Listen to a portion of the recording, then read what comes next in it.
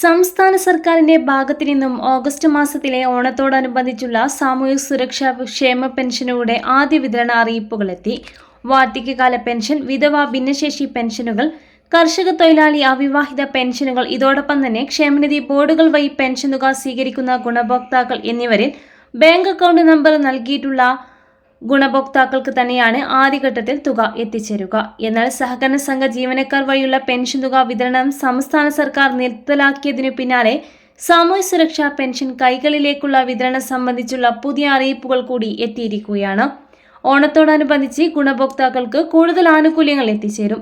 ഇത്തവണ 2 ഗഡു പെൻഷൻ തുകയായ 4000 രൂപ വരെ എത്തിച്ചേർന്നുമെന്നാണ് അറിയിപ്പുകൾ. ഓഗസ്റ്റ്, സെപ്റ്റംബർ മാസങ്ങളിൽ നേരത്തെ ഓണത്തോടനുബന്ധിച്ച് LDF സർക്കാർ ചെയ്തിരുന്നതുപോലെ തന്നെ 2 ഗഡു പെൻഷൻ തുക ഗുണഭോക്താക്കളിലേക്ക് ഒന്നിച്ചു നൽകാനാണ് സർക്കാരിന്റെ തിരക്കിട്ട നീക്കം. ശമ്പളം, പെൻഷൻ, ക്ഷേമ പെൻഷൻ, വിവിധ മേഖലയിലേക്കുള്ള ഓണത്തോടനുബന്ധിച്ചുള്ള ആനുകൂല്യങ്ങൾ, ഉത്സവ ഭത്ത എന്നിവ, സർക്കാർ സഹായങ്ങൾ എന്നിവയടക്കം വിതരണം ചെയ്യുന്നതിലേക്കായി സംസ്ഥാന സർക്കാർ കേന്ദ്രത്തിന്റെ ഭാഗത്തു നിന്നും വീണ്ടും കടമെടുപ്പ് ലേലം നടത്തും. മുംബൈ ഫോർട്ട് ഓഫീസിൽ ഒക്ടോബർ പോർട്ട് വഴിയാണ് ലേലം നടക്കുക. വിതരണ നടപടികൾ ആരംഭിച്ച സാഹചര്യത്തിൽ വരുന്നയാഴ്ച മുതൽ വിതരണം പൂർണ്ണമായും അക്കൗണ്ടുകളിലേക്ക് എത്തിച്ചേരും. എന്നാൽ ക്ഷേമ പെൻഷൻ വീട്ടിലെത്തിച്ച് നൽകുന്നത് നിർത്തി ഡയറക്റ്റ് ബെനിഫിറ്റ് ട്രാൻസ്ഫർ സംവിധാനം വഴിയാക്കാനുള്ള UDF സർക്കാരിന്റെ കണ്ണിൽ ചോരയില്ലാത്ത തീരുമാനത്തിന് പിന്നിൽ പദ്ധതിക്ക് താഴെയിടാനുള്ള നീക്കമാണെന്ന് ഗുണഭോക്താക്കളെ കുറിച്ച് പദ്ധതി തന്നെ ഉപേക്ഷിക്കുകയാണെന്ന് സർക്കാരിന്റെ ലക്ഷ്യമെന്നും പ്രതിപക്ഷം ആരോപിച്ചു. ബാങ്കിംഗ് സേവന മേഖലയ്ക്ക് പുറത്തുള്ള ലക്ഷക്കണക്കിന് വയോജനങ്ങൾക്ക് DBT ഉടൻ നടപ്പാക്കുക എന്നുള്ളത് അസാധ്യമാണ്. അക്കൗണ്ട് തുടങ്ങുന്നത് ഉൾപ്പെടെയുള്ള നടപടിക്രമം പൂർത്തിയാക്കാൻ മാസങ്ങൾ എടുക്കും. ഇത്രയും കാലത്തെ പെൻഷൻ തുക കൈകളിൽ തുക സ്വീകരിക്കുന്ന ഗുണഭോക്താക്കൾക്ക് മുടങ്ങുകയും ചെയ്യും. മുടങ്ങിക്കിടക്കുന്ന കുടിശ്ശിക പിന്നീട് ലഭിക്കാൻ സാധ്യതയുമില്ല.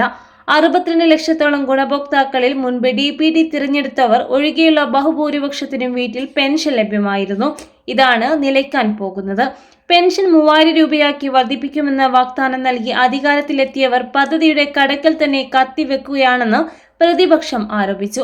രാജ്യത്ത് DBT ഏർപ്പെടുത്തിയ പല പദ്ധതികളിൽ നിന്നും ലക്ഷക്കണക്കിന് ഗുണഭോക്താക്കളാണ് പുറത്തായത്. ബാങ്ക് അക്കൗണ്ട് ഇല്ലാത്തവർ, അക്കൗണ്ട് വിവരങ്ങൾ പിശകുള്ളവർ, നിഷ്ക്രിയ അക്കൗണ്ടുകൾ, ഡാറ്റാബേസിൽ വിവരങ്ങൾ തെറ്റായി രേഖപ്പെടുത്തിയവർ എന്നിങ്ങനെ വിവിധ പ്രശ്നങ്ങൾ മൂലമാണ് പുറത്താക്കപ്പെട്ടത്. നേരിട്ട് കൊടുത്തിരുന്ന ആനുകൂല്യങ്ങൾ DBT വഴി ആക്കിയത് കാരണം 1/3 പേർക്ക് ലഭിക്കാതെ പോയിട്ടുണ്ടെന്നും CIG കണ്ടെത്തിയിരിക്കുകയാണ്. കേന്ദ്ര സഹായം നഷ്ടപ്പെടുമെന്ന വാദം ഉയർത്തുന്നതും ബാലിശമാണെന്നും ആകെ നൽകുന്ന സാമൂഹ്യ സുരക്ഷാ പെൻഷൻ തുകയുടെ 1% കേന്ദ്രവിഹിതം ഉള്ളൂ എന്നും 86% പേർക്കും സംസ്ഥാനമാണ് പെൻഷൻ നൽകുന്നതെന്നും കേന്ദ്രവിഹിതത്തിന്റെ പേര് പറഞ്ഞ ഒരു ഘട്ടത്തിലും LDF സർക്കാർ പെൻഷൻ മുടക്കിയിട്ടില്ല എന്നും പ്രതിപക്ഷ നേതാവ് പിണറായി വിജയൻ സഭയിൽ ഉന്നയിച്ചു. എന്നാൽ ഇതുവരെയും പെൻഷൻ ലഭിച്ചുകൊണ്ടിരിക്കുന്ന രീതിയിൽ തന്നെ ഓണത്തോടനുബന്ധിച്ച് പെൻഷൻ തുക വിതരണം ചെയ്യണമെന്ന് ഇപ്പോൾ സർക്കാർ അറിയിച്ചിരിക്കുകയാണ്. എന്നാൽ വൈകാതെ തന്നെ കൈകളിൽ തുക സ്വീകരിച്ചു കൊണ്ടിരിക്കുന്ന ഗുണഭോക്താക്കൾക്ക് പെൻഷൻ അനുവദിക്കപ്പെട്ട തദ്ദേശ സ്വയംഭരണ സ്ഥാപനത്തിൽ പോയി പെൻഷൻ ബാങ്ക് അക്കൗണ്ടിലേക്ക് മാറ്റാനുള്ള നടപടികൾ ചെയ്തിരിക്കണമെന്നാണ് അറിയിപ്പുകൾ എത്തിയിട്ടുള്ളത്.